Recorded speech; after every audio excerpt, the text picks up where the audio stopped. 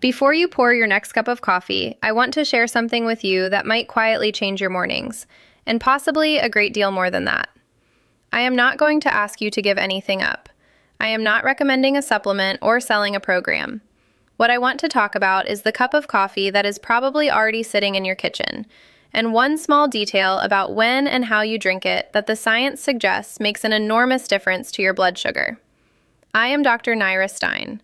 For many years, I have worked closely with older adults managing prediabetes, type 2 diabetes, and the kind of elevated blood sugar that sits just below the diagnostic threshold and produces real consequences. The unexplained fatigue after lunch, the thirst that keeps coming back, the energy that feels less reliable than it once did. In that work, one of the most consistent discoveries has been how much the timing and preparation of coffee affects the blood sugar response in older adults. Not in a vague, theoretical way, in a measurable, clinical way. Diabetes among people over 60 is far more prevalent than most people realize.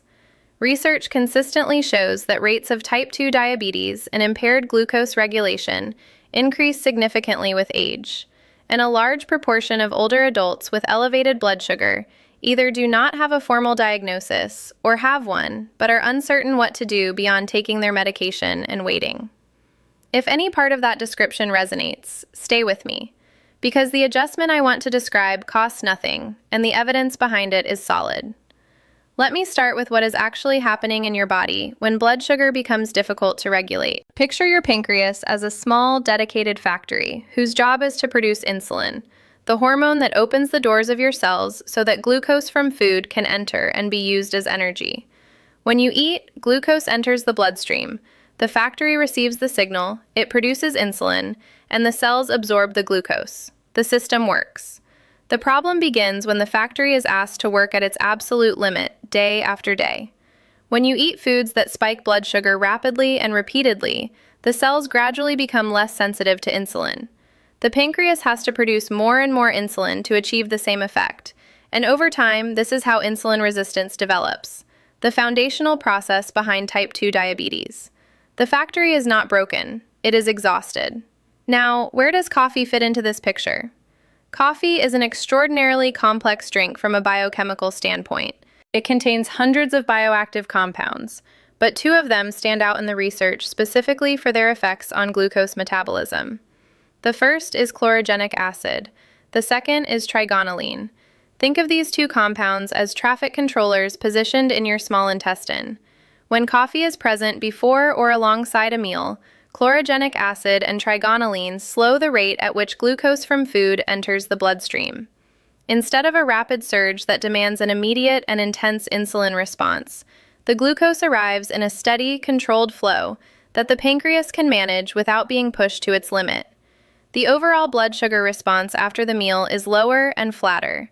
The research on coffee and diabetes risk is genuinely compelling.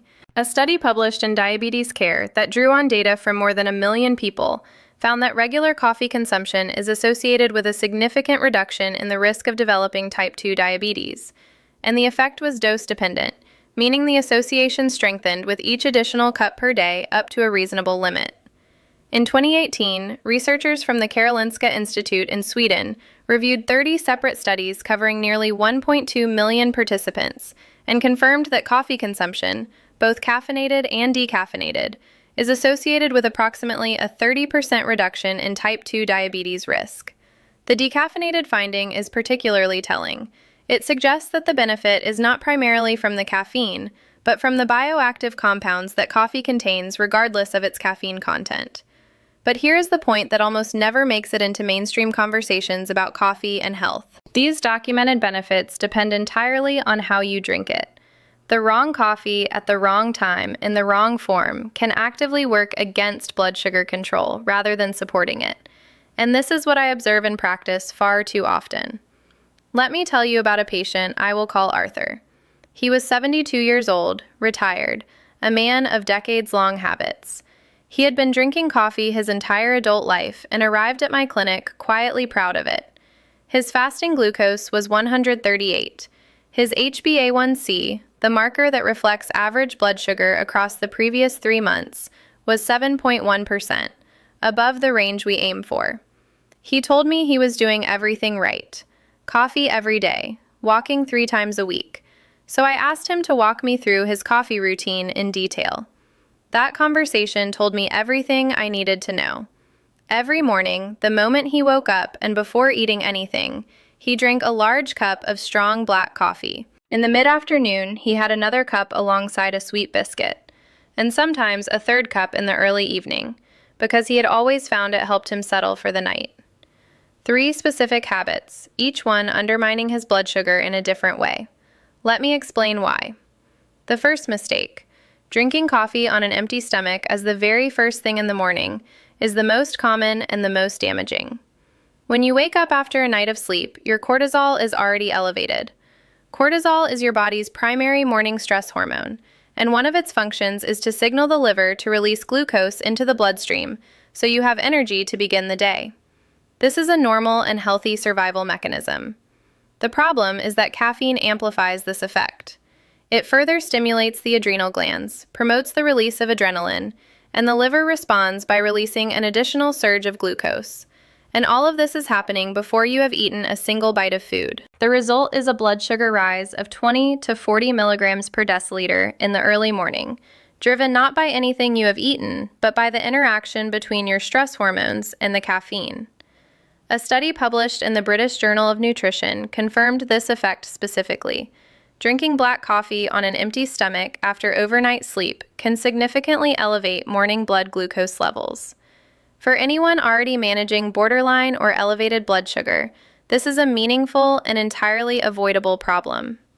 The second mistake is adding sugar, artificial sweeteners, or cream to coffee.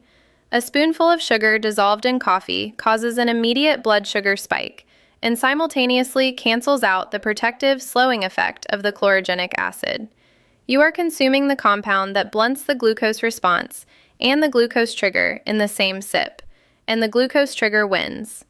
Artificial sweeteners are not the safe alternative most people assume they are. Research published in the journal Nutrition, and more recently, a 2025 analysis from the Harvard School of Public Health, published in the American Journal of Clinical Nutrition, which drew on 3 large American population cohorts, made this precise distinction.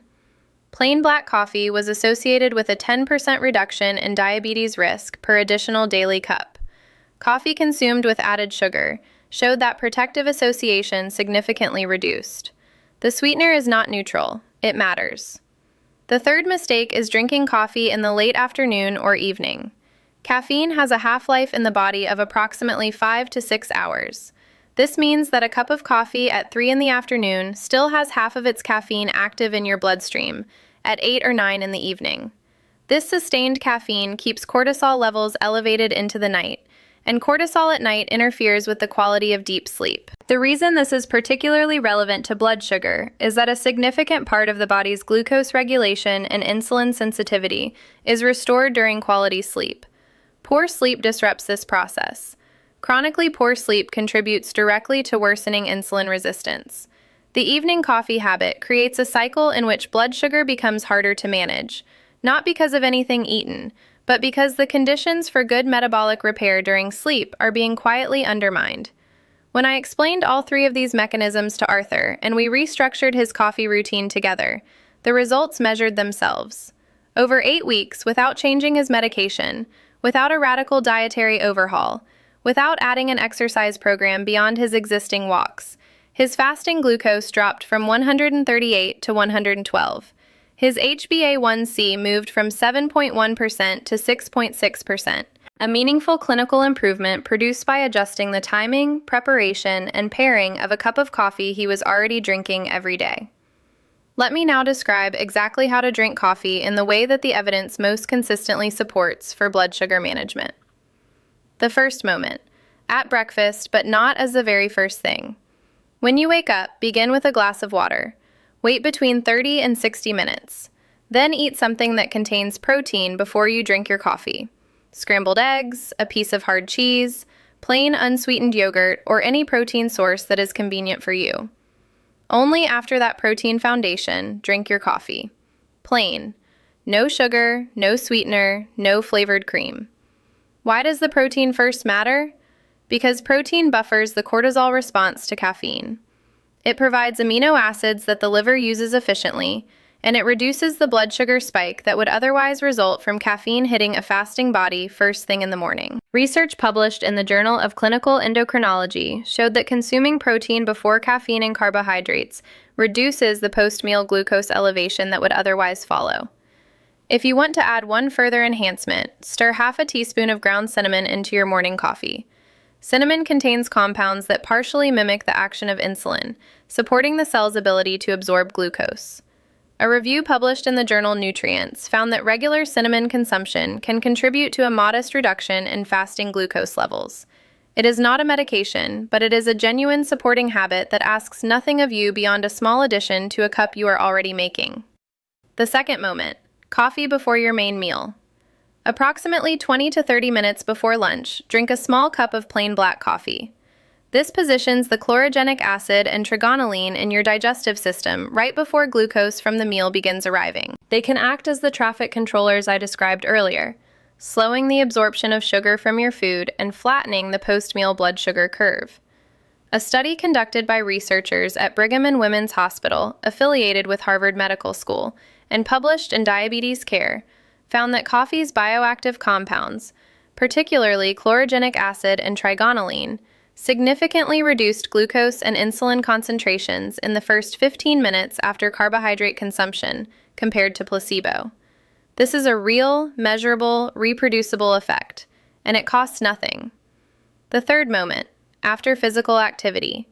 If you walk or do any form of exercise, there is a specific metabolic window in the 30 minutes following that activity, during which your muscles are particularly receptive to glucose. The muscle cells are primed to absorb sugar from the bloodstream and use it as energy. Caffeine at this moment enhances this uptake, helping the muscles absorb glucose even more efficiently than they would otherwise. A cup of plain coffee within 30 minutes of finishing your walk takes advantage of this window in a way that almost no one thinks to use deliberately. It is one of the simplest and most evidence-supported ways to support post-exercise blood sugar regulation. As for total daily intake, the current weight of research suggests that 2 to 4 small cups of plain coffee per day falls within the range associated with protective metabolic effects in most adults. If you find that coffee makes you feel anxious, gives you palpitations, or disrupts your sleep even when timed correctly, your caffeine metabolism may simply be slower, which is a genetic trait. In that case, reduce to 1 or 2 cups or explore a quality decaffeinated option. Decaffeinated coffee retains its chlorogenic acid content and preserves much of the blood sugar benefit, as the Karolinska Institute's review of caffeinated and decaffeinated together confirms. I want to tell you about a second patient, a woman I will call Dorothy. She was 68, a retired teacher, managing type 2 diabetes for 3 years on metformin. She followed every instruction carefully. She had reduced rice, she was taking her medication, but her HbA1c stubbornly remained above 7.5%, and her morning glucose was consistently elevated. When I asked about her daily routine, several things emerged immediately. Her morning coffee was prepared with sweetened condensed milk. Her afternoon coffee came with sweet biscuits, and she had largely stopped walking because her legs felt heavy, and she had lost confidence in it. We built a simple plan together. Each morning, she would wait 45 minutes after waking, eat a boiled egg, and then have a cup of plain coffee with a small pinch of cinnamon. Before lunch, a small cup of plain black coffee 20 minutes ahead of the meal. 3 afternoons a week, a 25-minute walk, followed by a cup of coffee afterward. The sweetened afternoon coffee and the biscuits were replaced entirely. 6 weeks later, she returned to the clinic. Her HbA1c had dropped from 7.5 to 6.8%. Her fasting glucose was 109. She said something that has stayed with me. She had woken up with genuine energy for the first time in years. I had not changed her medication. I had changed her relationship with the cup she was already drinking every single day. There are a handful of specific habits that will cancel out everything I have described, and they are worth naming directly. Adding any form of sugar to coffee, refined sugar, brown sugar, honey, or any sweetened syrup, creates an immediate glucose spike that overrides the protective effect of the chlorogenic acid. The 2025 Harvard research makes this very plain. The benefit is specific to plain coffee. Artificial sweeteners are not the safe substitute most people assume. The research suggesting that aspartame and sucralose disrupt gut microbiome balance in ways that impair glucose metabolism is growing. If you need a touch of sweetness, pure stevia, the unprocessed plant extract, not the heavily refined commercial versions, has not shown the same negative effects in available research. Instant coffee in commercial sachets is worth avoiding entirely. Many of these products contain hidden sugars, partially hydrogenated fats, and additives that undermine the nutritional quality of the drink. Natural ground coffee, ideally 100% Arabica and freshly prepared, gives you the full complement of bioactive compounds without the additives. And finally, whatever form of coffee you drink, do not pair it with ultra-processed foods. White bread, commercial biscuits, industrially produced cakes. The blood sugar surge from those refined carbohydrates is large enough that no amount of chlorogenic acid can compensate for it in the same sitting. Coffee works best when it is part of a broader context, and I want to describe what I think of as the three elements that most powerfully support each other for blood sugar management in older adults. The first is the coffee itself, used the way I have described. Timed correctly, plain, ideally with a protein foundation before the morning cup, and positioned before the largest meal of the day. The second is movement. You do not need a gym or a structured exercise program. 30 minutes of moderate walking 3 to 5 times per week is enough to meaningfully improve insulin sensitivity. Active muscle tissue draws glucose out of the bloodstream independently of insulin. The muscle contraction itself opens a separate glucose uptake pathway. This has been confirmed across so many studies that citing all of them is not practical. The practical point is, walking regularly makes every other blood sugar strategy more effective. The third element is adequate protein at each main meal. Protein has the least acute impact on blood glucose of the 3 macronutrients. It promotes satiety and it protects muscle mass, which is the body's largest consumer of glucose at rest. After 60, protein requirements increase because the body becomes somewhat less efficient at utilizing dietary protein. Including a meaningful protein source at each meal. Eggs, fish, chicken, legumes, plain yogurt, hard cheese creates a more stable blood sugar response across the entire day. When these 3 elements work together, the result is greater than the sum of the parts. Coffee at the right time improves the glucose response to meals. Walking improves the muscle's ability to absorb glucose. Adequate protein stabilizes the post-meal curve. None of these is expensive. None requires a special product or a dramatic lifestyle overhaul. They build on what is already there. I want to be honest with you about something important before we close. Everything I have described here represents complementary lifestyle strategies built on solid, published research. They can make a meaningful difference, and in some cases, a striking one, but they do not replace medical evaluation or the medication your doctor has prescribed. If you are managing diagnosed diabetes, please do not adjust your medication independently based on what you have heard here. Instead, bring this conversation to your doctor. Ask whether these timing and preparation adjustments are appropriate for your specific situation. Show them the research if that is helpful. Good medicine is a partnership, and an informed patient who asks specific, evidence-grounded questions is one of the most valuable things a doctor can work with. Your body is not working against you. When blood sugar rises, when fatigue arrives in the afternoon without an obvious cause, when thirst keeps coming back, these are signals. They are the body communicating that something in its balance has shifted and asking for a different kind of support. What it is often asking for is not another pill. It is a change in the small daily habits that shape the metabolic environment it lives in. Sometimes that change is as simple as the order in which you eat breakfast and drink your coffee. I am Dr. Naira Stein. If this conversation has given you something useful, a specific practice to try, a question to bring to your doctor, or simply a clearer picture of what your body is doing with that morning cup, then it has done what I hoped. Share it with someone who might need it. A parent, a sibling, a friend who mentions fatigue or elevated glucose, or the frustration of doing everything right and still not seeing the numbers move. The information that actually helps is often the simplest, and it rarely reaches the people who need it most without a deliberate act of passing it along. Take good care of yourself. I will see you in the next one.